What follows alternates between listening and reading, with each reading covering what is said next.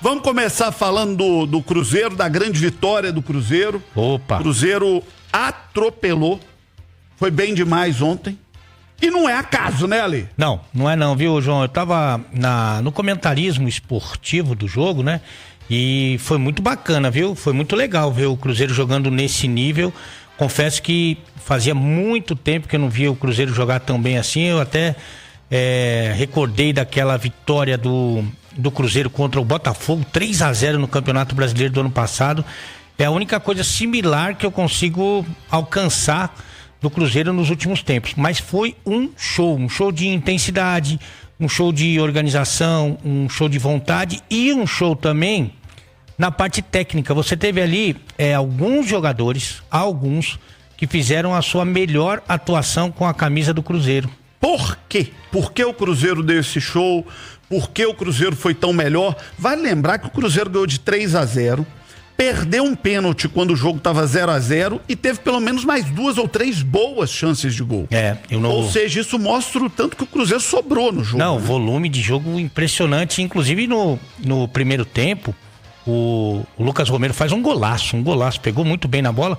Mas o Rogério Ceni estava rezando para acabar o primeiro tempo 0-0 para ver se ele consertava o time, se ele melhorava o time, porque já foi um massacre ali do Cruzeiro que acabou desperdiçando várias oportunidades, inclusive essa do pênalti aí com o Caio Jorge. Mas o Cruzeiro hoje é um time que todo mundo corre muito, João. Talvez um pouquinho menos por característica, né? E aí não é uma crítica, é só uma constatação. O Matheus Pereira tem essa liberdade poética de ser o cara que menos marca, né? Então ele projetou o time dele para ser muito intenso. Ele até tentou fazer isso com os caras que a direção apostou, né? Contratou os jogadores chamados medalhões, os que ganham mais. Ele tentou fazer isso. Só que não é a característica dos caras. Então ele falou, olha, com esses caras eu não vou conseguir fazer esse tipo de jogo. Eu vou para um time mais operário e a verdade é que o time voou muito bem. Já tinha ido bem contra o São Paulo, mas ali a parte técnica ficou um pouquinho abaixo, até porque alguns jogadores não tinham jogado junto, estavam um tempo sem jogar, mas nesse jogo contra o Bahia, o time voou. Foi muito bonito de ver para quem gosta de futebol, para quem estava no campo, mais ou menos 27 mil pessoas, foi um espetáculo, viu, João? Abriu uma esperança gigante no torcedor do Cruzeiro. Agora, como em tudo na vida, é preciso ter coragem. E coragem de tocar em feridas, às vezes, né? E o Léo Jardim teve coragem de tocar em ferida, né? Ele tirou os 2 jogadores mais caros do elenco do Cruzeiro do time, botou no banco ninguém menos do que o Gabigol e ninguém menos do que o Dudu. E isso não é fácil. Não é nem um pouco fácil. Ele colocou no banco também o William, que o ano passado estava na seleção brasileira. Verdade. Jonathan Jesus, que era dito uma grande promessa na zaga, né? Ele bancou o Vidalba. Então, realmente, ele foi peitudo, né? Mas você sabe que eu estava fazendo aqui uma reflexão. Quando ele pegou esse elenco, ele começou a analisar, ele teve ali mais de 30 dias para treinar o time, né? Ele mais ou menos já sabia que com a formação, com jogadores mais badalados, ele não ia conseguir fazer o que ele pensa do futebol. Ele já sabia, porque ele sabe mais de futebol que todos nós, né? Então, quando a gente falava, olha, um time que tem 3 caras que não são tão dedicados à marcação, que não corre tanto, não dá certo. E a gente até usou um exemplo extremo, né, João? Aquele time que tinha Messi, Mbappé e Neymar, não chegou nem perto de ganhar a Liga dos Campeões, porque o futebol hoje não é assim. Ele já sabia disso, mas ele falou assim, bom, tô chegando agora, né? Vou mostrar pros caras, vou provar pros caras que não dá pra jogar assim, e depois eu vou com quem se encaixa no meu estilo de jogo, no que eu acredito. E talvez aquela derrota que o Cruzeiro teve pro Mushukruna tenha sido o ponto necessário pro cara poder falar o seguinte, tá vendo que não dá? Então agora deixa eu fazer aqui do meu jeito. Isso. Né? Deixa eu jogar do jeito que eu entendo que tecnicamente é necessário. Até porque se eu for mandado embora, eu vou com as minhas convicções. E aí deu muito certo. Deu assim, encaixou. Olha, o Lucas Silva, eu vou te falar que ele teve bons momentos nessa passagem mais recente no Cruzeiro. Ele teve bons momentos. Eu nunca vi ele jogar tão bem. O Christian foi a melhor partida dele com a camisa do Cruzeiro. O Wanderson foi muito útil. O Caio Jorge, um animal. O Vidalba foi muito bem. O Kaique Seguro. Olha, foi uma grande partida mesmo. E aí um detalhe também que é importante para o futebol, que serve para a diretoria do Cruzeiro, mas serve para a diretoria de todas as equipes também. Não adianta só contratar nome, né? Você tem que contratar desempenho. Você tem que contratar entrega. Você tem que contratar fome de bola, desejo de jogar futebol. Porque o cara pode ter muito nome, pode ter muita história, pode ter ganhado muito aqui, ali, acolá, mas se ele não tiver com muita disposição, não vai.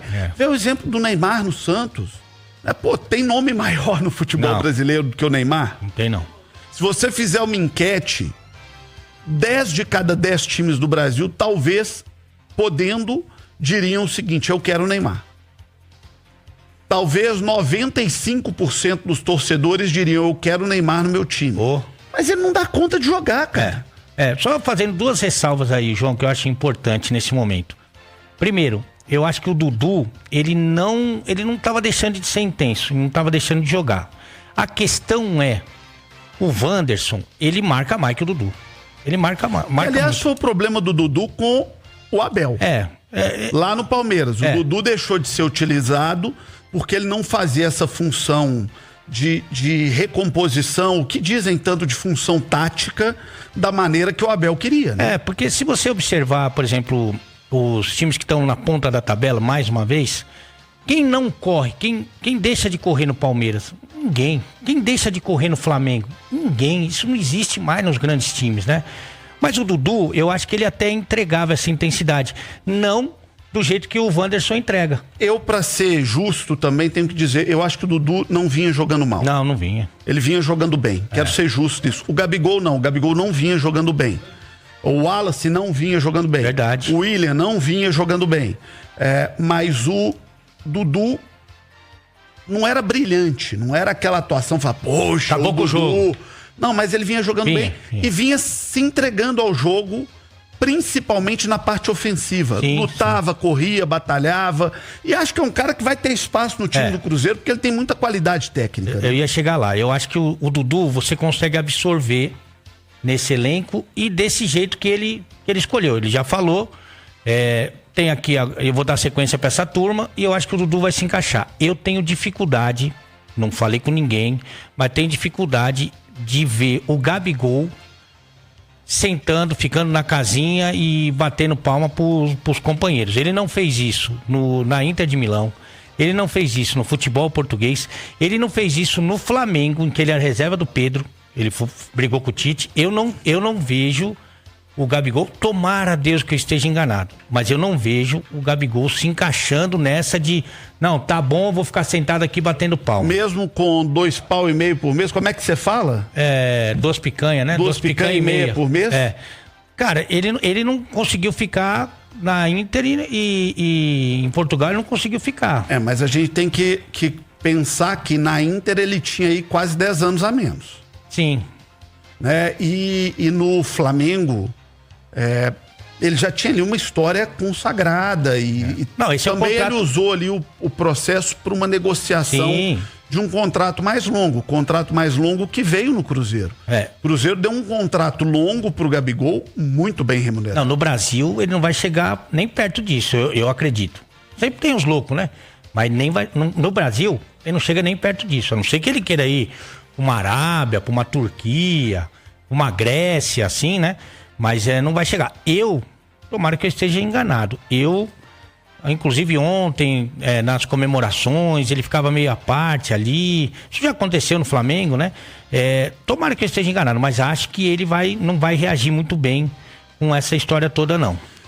O problema, ou a solução, é que quando está dando certo, não tem jeito de você brigar contra a realidade. Não tem. Quem vai falar que o técnico do Cruzeiro tá errado? Ninguém. O Cruzeiro fez os seus 2 melhores jogos no Campeonato Brasileiro quando ele tirou os caras do time. O jogo contra o São Paulo foi um bom jogo. Foi. O Cruzeiro jogou bem, competiu, jogou de igual para igual, competiu, brigou contra o São Paulo no Morumbi. E ontem foi o melhor jogo do Cruzeiro no ano. Muito. Talvez o melhor jogo do Cruzeiro desde o meio do ano passado, quando o time começou o declínio com o Fernando Seabra. Esse 3-0 contra o Botafogo no Rio é o que eu me lembro assim de alguma coisa parecida que o Cruzeiro praticou. E ontem aconteceu uma coisa que foi bem significativa, porque o Gabigol entrou no 3-0, né? O Cruzeiro fez 2 gols, aí eles tirou o Caio Jorge para ser aplaudido e o Mineirão aplaudiu o Caio Jorge em pé, e é justo. E aí entra o Gabigol, quer dizer, partida resolvida. Eu quero ser justo aqui também numa questão.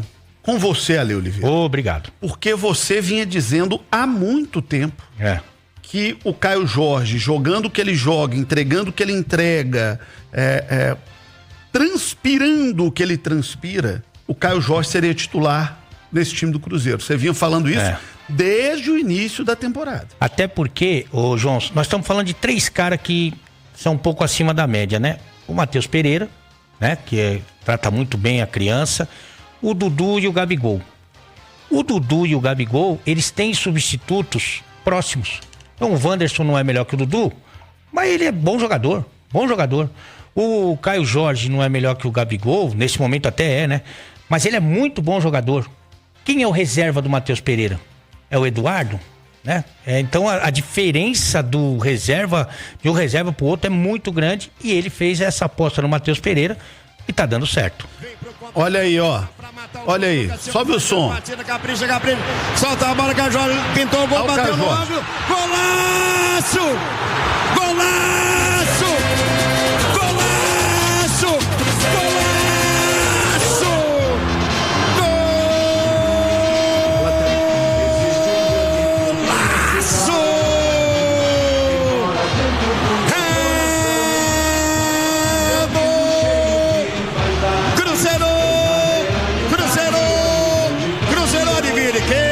Adivine quem? Do Caio Jorge. Um golaço!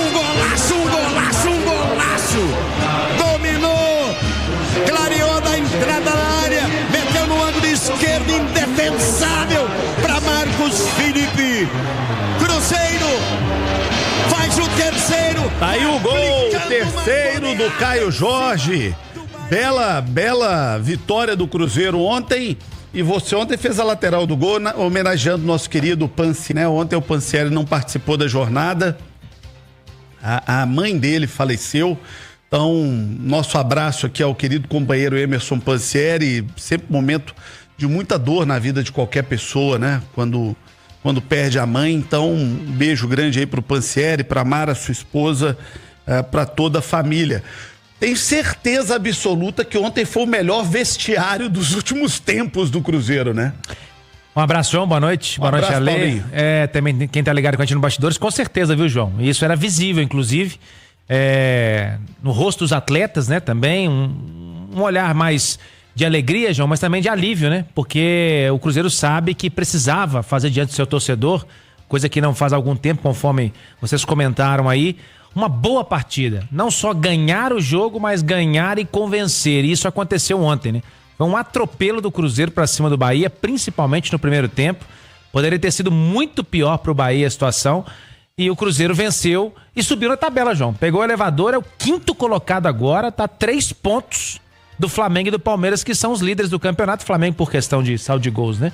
Nós estamos com as imagens aí no YouTube. Você que tá no YouTube pode ver. Você que tá no radinho pode ligar também aí no YouTube para assistir as imagens dos melhores momentos da vitória do Cruzeiro para cima do Bahia. Pois é, João. E depois dessa questão também anímica, que melhorou muito em relação ao Cruzeiro, o time agora passa a ter uma tranquilidade para trabalhar o time que vai pegar o Bragantino. O jogo vai ser no domingo. É um jogo até, podemos chamar de 6 pontos, que o Braga também tem 7 pontos no Campeonato Brasileiro, nesse início de Campeonato Brasileiro. É um time dirigido por um treinador que conhece bem esse time do Cruzeiro, que é o Fernando Seabra, que montou, digamos, o início, né, da base desse time do Cruzeiro. Mas é um time também que, eu diria que tecnicamente, né, não está acima do Cruzeiro. O Cruzeiro tem mais valores de jogadores em termos técnicos do que o Bragantino e tem totais condições de chegar em Bragança Paulista no domingo e arrancar uma vitória lá 8h30 no Nabi Abichedi. E, João, vamos trazer uma palavra também do treinador do Cruzeiro aqui no Bastidores? Vamos lá, vamos ouvir. Vamos ouvir então, ainda enquanto o pessoal continua observando os melhores momentos, sem problema algum, no nosso YouTube, no @Itatiaia Esporte, no @Itatiaia Oficial, a palavra do Leonardo Jardim. Aliás, foi a pergunta que eu fiz pra ele. Falei, Leonardo Jardim, serei curto e grosso. A gente pode dizer que nesse momento, os 11 titulares são estes que atuaram contra o São Paulo e contra o Bahia? Ele respondeu assim: Vocês sabem muito bem que, já vos repetir isto, 11 jogadores não fazem uma equipa é um plantel, e com certeza que o treinador abre portas e abre oportunidades para eles jogarem, não é? Nós não conseguimos, durante um período inicial, rentabilizar aquilo que era o nosso jogo, e o treinador foi abrindo portas aos outros, e no último jogo em São Paulo, os que jogaram tiveram muito bem, por isso repetiram hoje o 11 inicial. Mas com certeza, quando não conseguirmos performar, tem outros jogadores que também querem entrar. Existe um efetivo de 22, 23 jogadores e todos querem jogar. E isso é bom para nós, para ter as soluções, que vai haver castigos, vai haver baixas de forma, vai haver lesões, vai haver outros problemas. Ainda hoje o Wagner sentiu uma fadiga muscular e teve que trocar para o Williams, e o futebol é isto. Bom, então estão aí as palavras do Leonardo Jardim, João. Ele deixou bem claro, não só nessa resposta, mas também em respostas sequentes, né, subsequentes de colegas nossos, também da imprensa, de perguntas que foram feitas na coletiva. Ele deixou bem claro, João, enquanto o time estiver performando, isso aconteceu contra o São Paulo e agora contra o Bahia, que foi o melhor jogo do Cruzeiro dos últimos 8 ou 9 meses, o time irá se repetir. Aí, o treinamento de hoje pela manhã, havia uma preocupação. O Fagner, ele ontem saiu no intervalo com um incômodo na coxa esquerda. O que se sabe hoje, na apuração que fizemos, é que não foi uma lesão, um estiramento, uma lesão muscular. Foi apenas um incômodo. Então ele também trabalhou com o restante do elenco na recuperação hoje pela manhã na Toca. E se treinar amanhã, fica à disposição. Aí vai depender mesmo do Jardim, se vai colocá-lo em campo pela sequência, porque depois tem Palestino na quinta, Vasco no domingo, Vila Nova na quinta e Flamengo no domingo. É a sequência do Cruzeiro. É um mês brutal para todo o futebol brasileiro, né? Até o Mundial vai ser assim, João. Jogo na quinta, jogo no domingo, jogo na quarta, jogo no sábado. Vai ser para todo mundo que está disputando aí Copa do Brasil, Sul-Americana, Libertadores, Brasileiro. Vai ser isso aí. Então ele vai ter que pensar direitinho. Porque o jogo de quinta também, João, é decisivo pro Cruzeiro na Copa Sul-Americana. É decisivo. É decisivo. E aí eu, sei lá, viu, mas acho que como a situação já está complexa na Sul-Americana, talvez o foco principal do Cruzeiro seja inclusive na Copa do Brasil, onde ele é o maior vencedor, no Campeonato Brasileiro, onde o time começa a se recuperar e está numa posição muito bacana nesse momento no Campeonato Brasileiro. Então, acho que se tivesse que poupar em alguma coisa nesse momento... Seria na outra quinta, então. Eu acho. Se fosse o Léo Jardim, tivesse que poupar ou no Brasileiro, ou na Copa do Brasil, ou na Sul-Americana, nesse momento eu pouparia na Sul-Americana. Pode ser isso então, ele vai pensar em relação ao Fagner, e até para vocês comentarem aí, deixar essa dúvida, né? Repete ou não repete contra o Bragantino?